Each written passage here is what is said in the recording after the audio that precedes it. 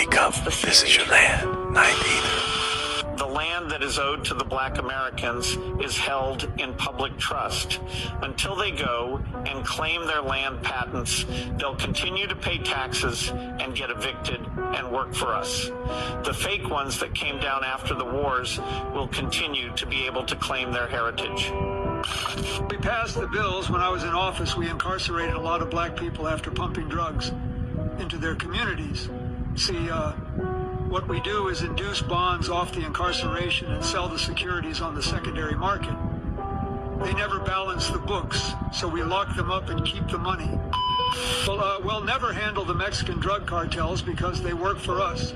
See, we cut a deal with them to keep the drugs in the black communities just so they can sell the drugs.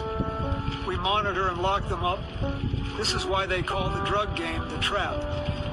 It's a trap for them to go to prison. We took their land, claimed it abandoned, and taxed them. But most importantly, we took their opportunity to compete. We tricked their leaders in the 60s to thinking desegregation was a good thing. It wasn't for them, but for us. We inherited much more. Political campaigns are all a hoax. It's called a two-party system. But our core values are aligned with keeping the people from inheriting what's really theirs.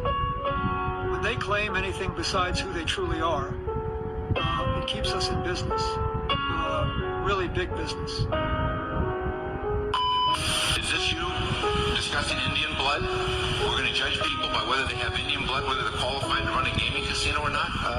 That probably is me, absolutely. Because I'll tell you what, if you look at some of the reservations that you've approved, you, sir, in your great wisdom have approved, I will tell you right now, they don't look like Indians to me, and they don't look like the Indians. Now, maybe we say politically correct or not politically correct. They don't look like Indians to me, and they don't look like Indians to Indians.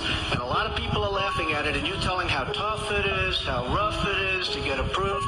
Well, you go up to Connecticut, and you look. Now, they don't look like Indians to me, sir. I said it before, and I'll say it again. They don't look like Indians to Indians, and they don't look like Indians to me.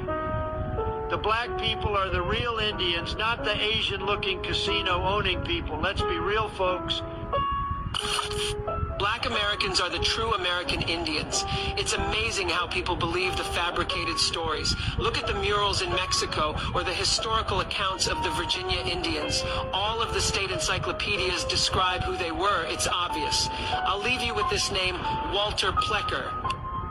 Walter Ashby Plecker was an extremely racist American physician and public health advocate who was the first registrar of Virginia's Bureau of Vital Statistics, serving from 1912 to 1946. Plecker is responsible for the reclassification of millions of American Indians into what are referred to as black people today. The Indians were once named after their nation, tribe, or empire before terms like American Indian were even made. For instance, the Powhatan Indians were an empire, nation, confederacy, and tribe, being of mixed Iroquois and Algonquin descent. The original people of North America were a powerful and influential people. Walter Plecker's agenda was to destroy and scatter those ancient and royal lineages, not only of the Virginia Indians, but mostly because their treaties and bloodlines tie them to the thrones of Europe as well. The southern tribes in the Mississippi Delta are also tied to royal lineages in America and Europe. Even some of the tribes in South Carolina are connected to royal lineages of North African Berbers called Moors. Black Americans, a misunderstood people, starts now.